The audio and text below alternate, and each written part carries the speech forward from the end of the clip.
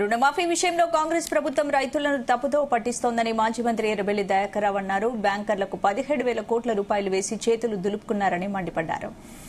మహబూబాబాద్ జిల్లా పెద్దవంగర మండల కేంద్రంలో బీఆర్ఎస్ పార్టీ ఆధ్వర్యంలో రుణమాఫీపై ధర్నా చేపట్టారు.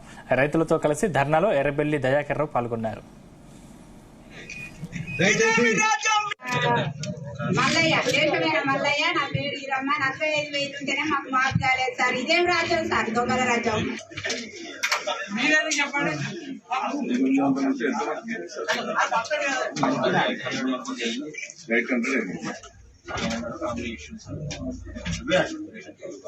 ఇప్పుడు వరకైనా 800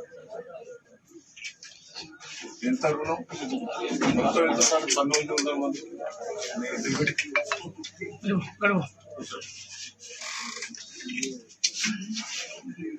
ఇంతవరకు బట్టి గారు ఇచ్చారు. ఏమని ఇచ్చారు? మొత్తం బ్యాంకులలో వేసినాం, ఆ బ్యాంకుల్లో ఇబ్బంది పడతారు అనేది అంటారు. సిగ్గు లేదు మాట్లాడడానికి. నేను ఒకటి అంటున్నా, బట్టి గారు బ్యాంకర్స్ ని వేరే మేనేజర్ని అడిగినా మొత్తం ఈ డీటెయిల్స్ అని ఇప్పుడు మళ్ళీ అడుగుతాను. మేము దాదాపు 3 నెలల కిందనే 4 నెలల కిందనే నువ్వు డీటెయిల్స్ పంపించామని మళ్ళా కావాలని వాళ్ళే దాటేస్తారు. ఇంకా మాకు ₹1 ఇవ్వలేదు.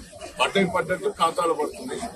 మేము ఇక్కడ ఇబ్బంది పెట్టలేము అంటే ఇవాళ ఏమో స్టేట్మెంట్ ఇచ్చిన బ్యాంకర్స్ తప్పది. నువ్వు ఏసుడే 17,000 కోట్లు ఎడగాకుంటేశాను. ఇంతవరకు రైతులు, మహిళలు, యువకులు, నాయకులు మరియు ప్రతి కార్యక్రమాన్ని